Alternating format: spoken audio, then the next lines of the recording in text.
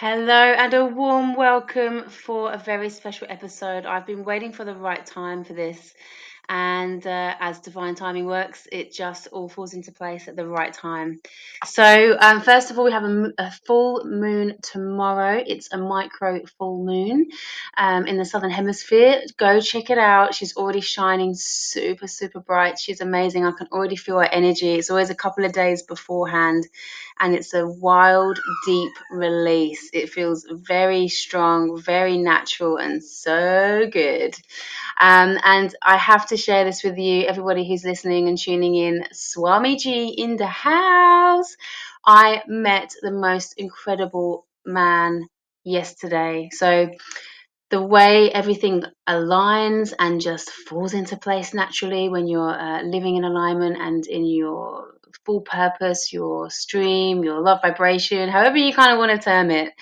And a very good friend of mine, Elle, the co-host of this beautiful podcast, she is finishing her travels. She's wrapping them up and heading back home to NT shortly. So hopefully we'll get her back involved.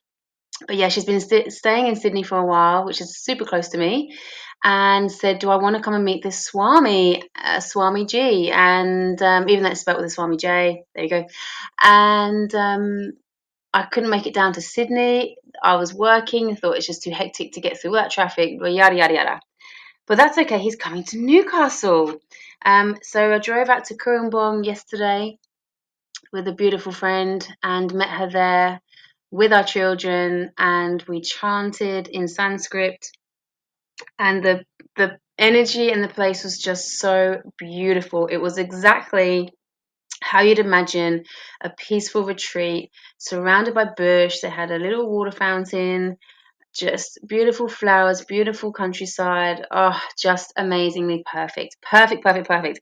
So perfect that I cried a couple of times. So I wanted to share that experience with you, because if you've never met a guru from India, if you've never met an enlightened one, Swami means enlightened one, uh, it's profound just to be in their presence. And it's so hard to even describe that.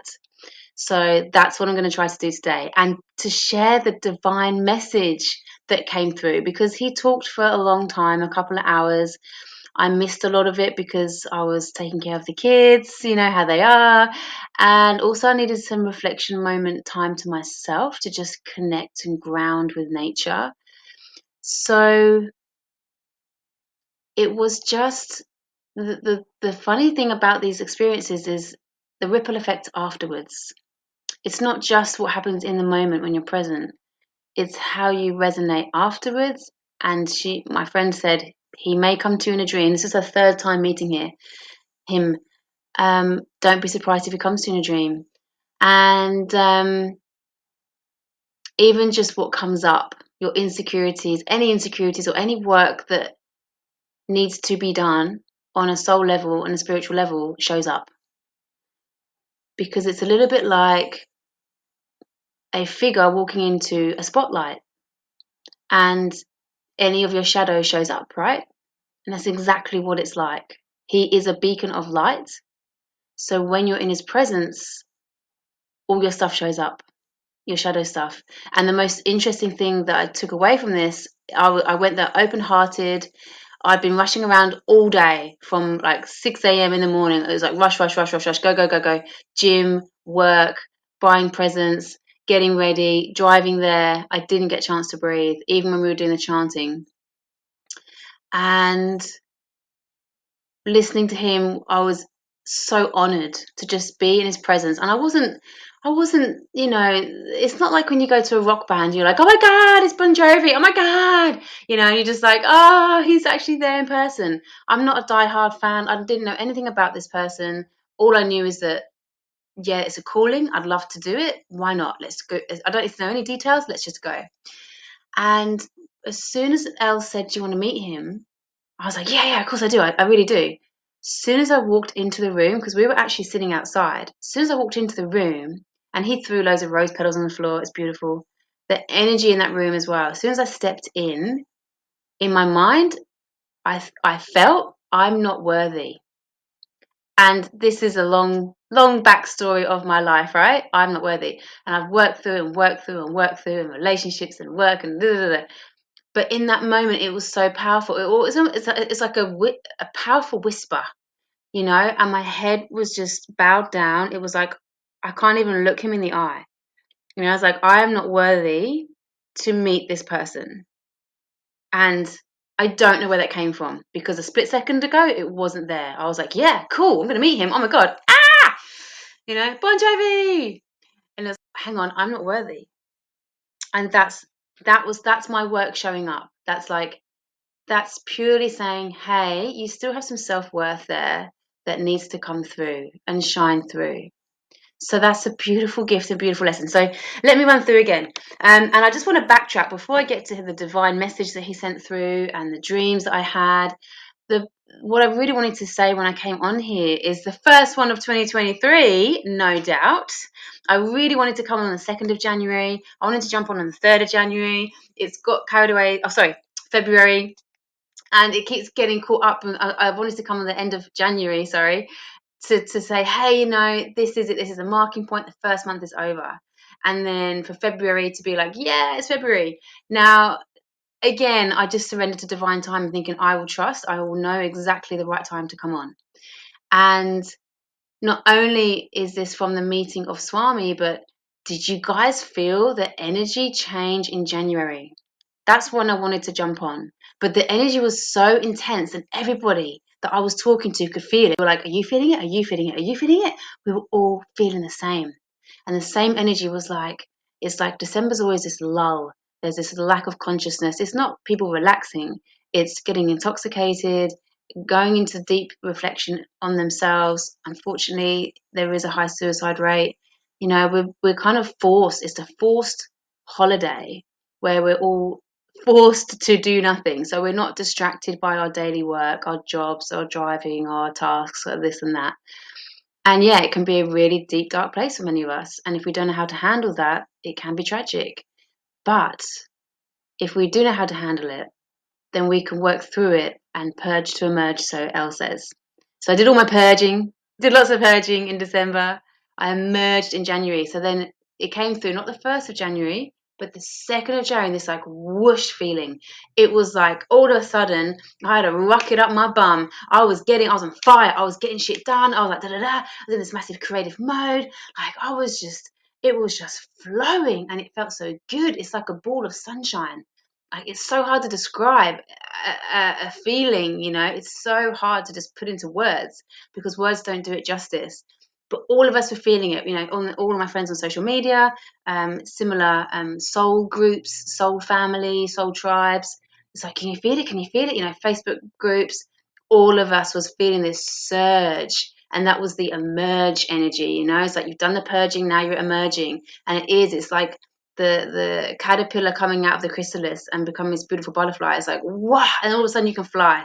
I'm just getting goosebumps even going back to that place. It was incredible. The 2nd, 3rd, 4th of January all had this intense feeling, whatever the planets were doing. I wish I knew more. I wish I was an expert on what planets are doing where and in Pisces and moons, and all I can do is commit to the basics and knowing on my calendar that the full moon and the new moon, that's the least I can do to commit to knowing the rhythm and the cycle that I can work with. So, whatever was behind that, we all felt this elevation. It was incredible. So, that wasn't the right time to actually come onto a podcast because I was busy doing so much other creation. And that what an incredible start to the year, you know. And New Year is always my favorite time. I dread December with passion. I've tried every single tactic under the sun. I've tried getting absolutely wasted, drunk, intoxicated, you know, switching off, being with different types of family. I've always upset one part of the family because I'm not with the other part of the family. You know, I never get to ever. It's like, oh, you seen your dad this year? Okay, cool. Oh, you were with your sister this year? That's good. No, I'm always made to feel guilty. Oh, you were with them for this Christmas. Absolute fucking disaster, nightmare every single time. Um, yeah, just being around partners' families and then being like surrounded by this huge family and feeling anxious. always being on the other side of the world and really missing my parents, all my friends and family from over here. Or I just treat it like any other day, just go down the beach with a book. Nothing works. Nothing works. All I can do now is surrender to the experience. And this needs to be a podcast in itself. But surrender to that experience and go, okay, this heavy shit, this is a beautiful opportunity to deal with this heavy shit that's going to come up. Because whether I like it or not, it's going to come up. And I can run all day long. I can do whatever I want to do to try and get away from it. But nothing really works other than sitting still, sitting with it, and working through that shit. Allowing it to come up. Allow these feelings to arise. To cry, to let it out. And be gentle with yourselves. I'm always trying to do this so much masculine, forceful energy. And when me and my son actually surrendered, or when I surrendered, I won't put that on my son. I surrendered to being completely present with him. I got some colouring. I forgot how much I loved to do colouring in. And we just bonded. We were doing jigsaw puzzles. We just sat quietly together doing activities. And it was the most healing form of therapy I can think of. And I was like, right, next year, this is exactly what we got to do, dude. I'm just got to surrender. It's like your own little lock-in.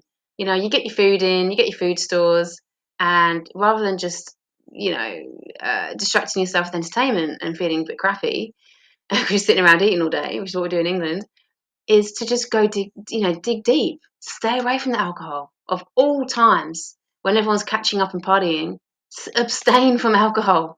It's the crazy party season, right? If you can maintain that clarity and you keep your energy clear and clean, then the work is so much easier. So then in January, when you're hungover and feeling like crap, you can actually switch that into feeling that energy that came up. So it's worth it. It's kind of, you go out partying and distracting yourself and go in December, then you feel like crap in January, which is the biggest month of gym sales, because everybody's like, I've got to change my life and get my body moving. Or you do it the other way, where you surrender in December, even rhymes, surrender in December, and then January is when you emerge and feel that beautiful, pure energy radiate through. So, that aside, let's get cracking with Swamiji in the house. All right, where shall I begin? So, we arrived. Again, I picked the scene. Beautiful trees, beautiful bushland. It was in a Harmony Centre. What a beautiful name, Harmony Centre. And they have an angel room. And it stopped my son in his tracks. He literally, I can hardly describe it. Imagine a room that's white and it's surrounded, there's a circle of huge crystals. It's a white crystal, and there's lots of, I'm sure there's amethyst in there. And I didn't want to take a photo. I didn't want to intrude because it's a very private place. But yeah, there's amethyst in there. I'm sure there's big rose quartz in there.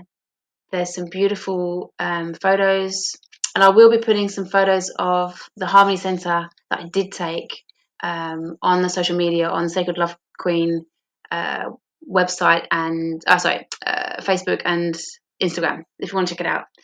And the sun was just setting, so we got there in the afternoon, but we were there for so long. I saw the sunset, so there's these orange hues. But yeah, sorry, back to the angel room. There's some photos in there, and you've got 3 angel figurines in front of you, and you just feel the energy as soon as you walk in. And that's the thing, because my son was with me and he said, "Oh, what's this room, Mum?" And I'd already been in there, and I walked in there. I literally wanted to get inside that circle and crawl up into a ball and just be in that vibration, because it's safe and supported and held. That's what I wanted to do. And I thought, that's not really appropriate. Nobody's going to want me doing that, so I'm just going to walk out. But you could feel the angelic, pure, divine love consciousness in that room, man. So when my son came along and he said, "Oh, what's in this room, Mum?" I was like, "Oh, this is the angel room." I was really interested to see how he'd react. And yeah, he literally stopped in his tracks and was like, as if he couldn't take a step further. And he was wearing sandals, so I was very mindful. I was like, "Do not touch anything. Do not make any dirt anywhere." And yeah, he literally was just like, wow. It was like, what is this?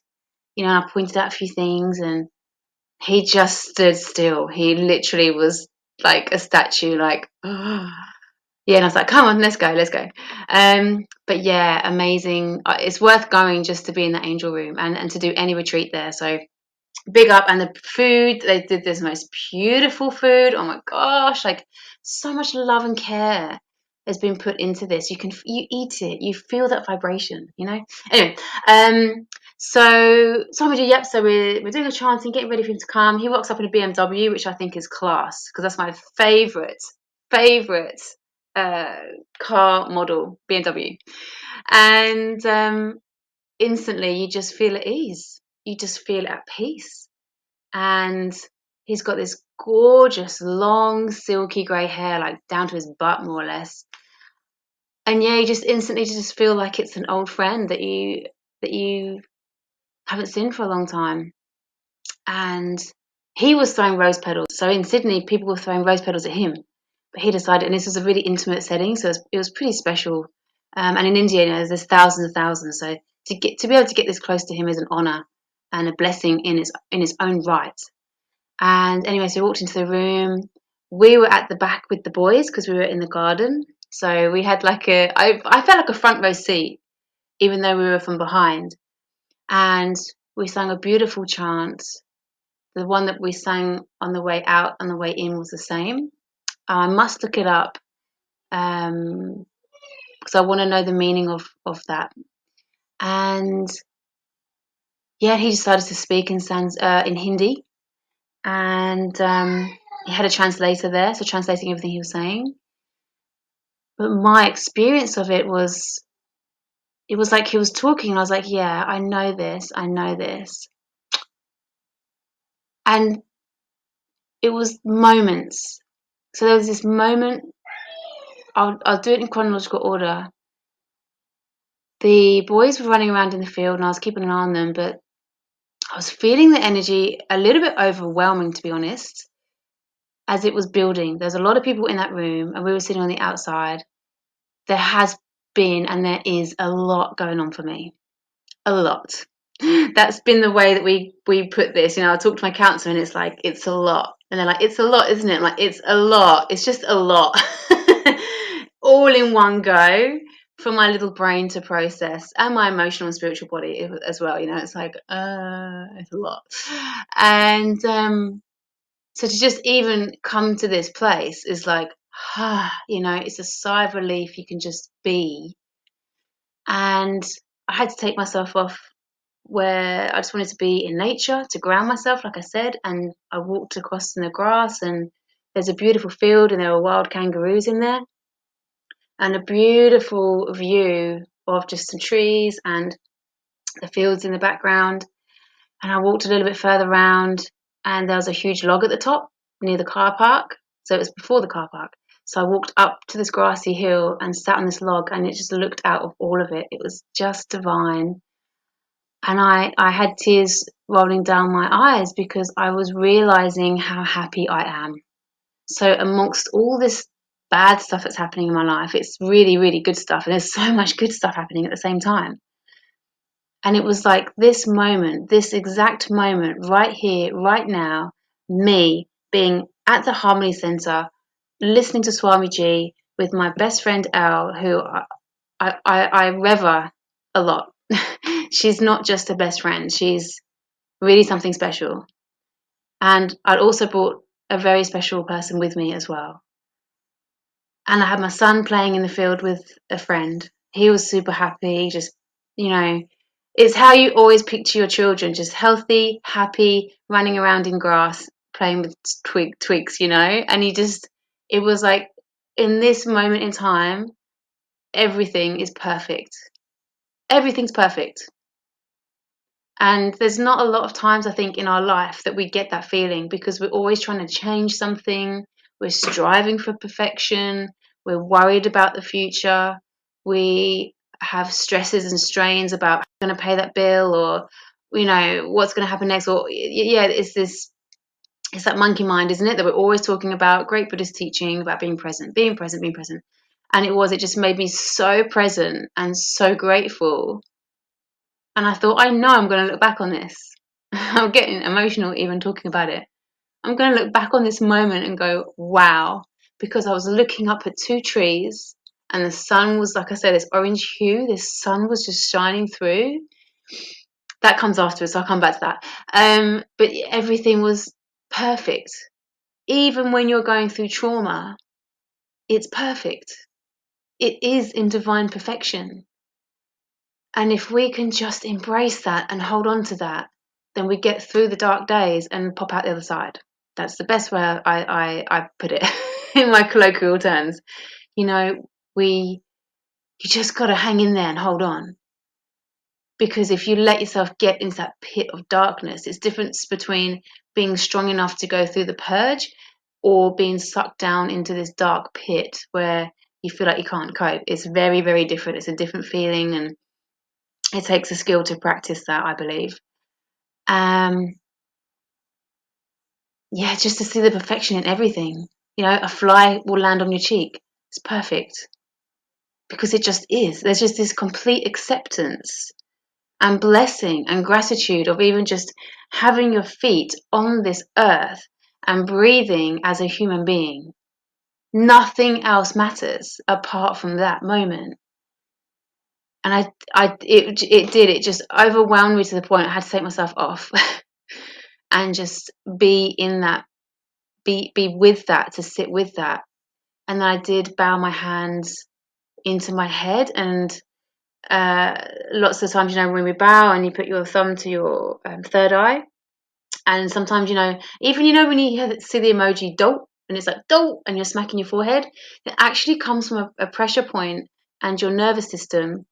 And if you feel stressed and you put your head down and you pinch the top of your nose, there's actually a pressure point that is calming. It's calming your nervous system. So that's why a lot of times, if you are feeling that, I've got a headache, or you put your forehead on your hand. That is the reason why. It's natural instinct. So I had that pressure there for a little while, just to keep grounded and not get too overwhelmed or carried away with emotion, because that can happen. And again, there's no wrong or right, but it was grounding me to stay present. It's like, yes, it's a release. Yes, it's beautiful. Just stay present. Stay with this. And I walked back, and it wasn't long before Swamiji started to sing. And it felt like an honor just to be close to him and listen to him sing. And maybe we do resonate that with, say, Bon Jovi, with the pop stars, the rock stars, because you hear the music all the time, and then you hear it on the radio and you sing along to it and it makes you feel good, right? So then when you meet them in person, it's like, oh my God, like they're singing this song, they're singing this song, and it's my song, and it resonates with me because you can feel that energy behind it. And I can't describe it. The first time he sang, I was like, yeah, that's an Indian guru singing. That's pretty cool. That's cool. The second time, after I had had this emotional release in this moment, it was like, I'm in the divine presence. He's singing a blessing to us, and I could really receive it. I really felt it in my heart and my soul. And that's the moment where I talked about earlier, where I was looking up at two trees and just the golden, just warm. It was perfect temperature. Everything was perfect, like I say. It was just shining through, just this orange hue shining through the trees. And again, my son playing with his friend to one side, and this beautiful man sitting next to me on the right side, my best friend behind me. It was just like, I'm just overwhelmed by this whole experience, that I'm even having it, and the journey that I've gone through to immigrate to Australia, to call this my home, to be able to drive here, to have birthed my son here. Like, it's all my dream come true. It's just, and that can happen anywhere. I can fly to Egypt and have the same profound, it's like, oh my God, I'm in Egypt, and I'm in India, and it's what reaches into your soul and grabs it. It's like, wow. I know my mum had an experience in St. Mark's Square in Italy, and she felt she'd been there before. She just started to cry.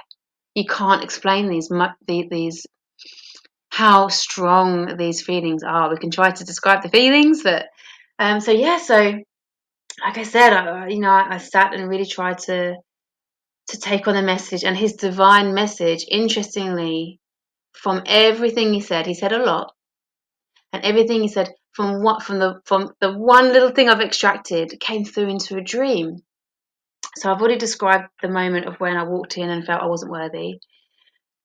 And then he walked outside and we were like, damn, because we were sitting outside. But anyway, we should just wait for him to come to us. And we went up and she was like, Swami. And she kissed his foot, I believe. And then he put his hand on her head and had a hug. And she said, that's what you do.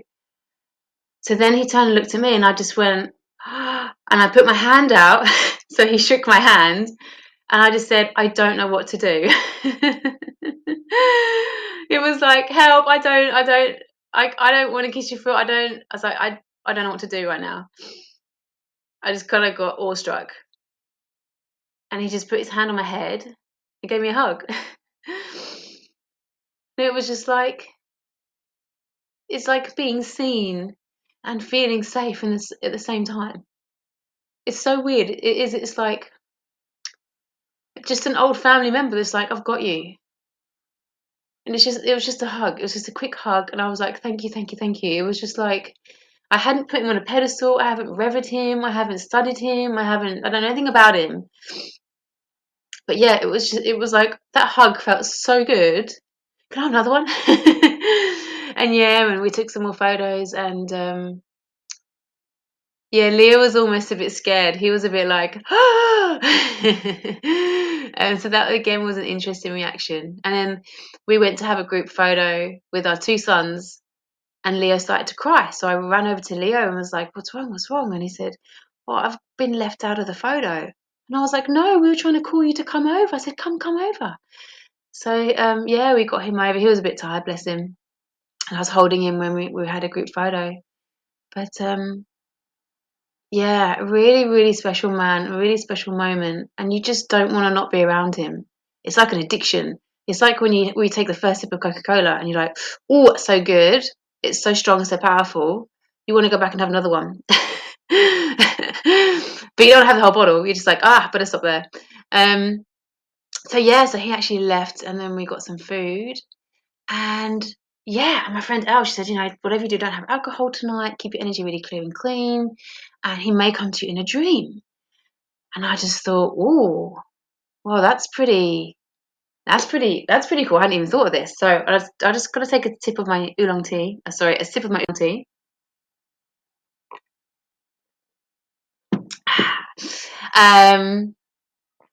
Yeah, and I did. He came to me in a dream. There were two people in my dream actually. The man who came to I was gonna say the seminar, the workshop, but he came to Swamiji with me. He was with me in esoteric form, and so was Swamiji. And I was struggling with this, and I was like, what's the message? What am I supposed to be seeing here? Like, what are you trying to tell me? And it felt like a struggle. It felt like almost like a wrestling. Like one image came in, then another image came in. And I was like, I can't. Everything was muffled. I couldn't quite hear. And I was like, what am I supposed to do? Where do I go from here? And this was the divine message that he said in person and that came through in my dreams. And this is what I live by. This is what I've built my business on. Focus on the love. Okay, darling, I'll be out soon. Focus on love. That's it. And I was like, yeah, but what about this? What about that? And it's like, no, just focus on love. Yeah, but no, focus on love. And that's how we should live our entire life, everybody. Just focus on love. If there's a question, what should I do about this? Focus on love. What does love say? What does your intuition say? What does your heart say? What feels right? What feels good? Focus on that. Okay, my lovely. You are a good boy. There you go. Focus on the love. That's the love right there. That is the love right there. Unconditional, pure love consciousness. And that's what it always comes back down to. The love vibration. Everything we talk about, coming back to love, the love vibration, divine love, the love within you, the love that you can see within others. So I'm going to leave you with that. And thank you so, so much, Swami, for just even being in Australia, for giving us this opportunity. And if there's anything in your life, any trauma, anything, remember these words. Focus on love. Bye and God blessings.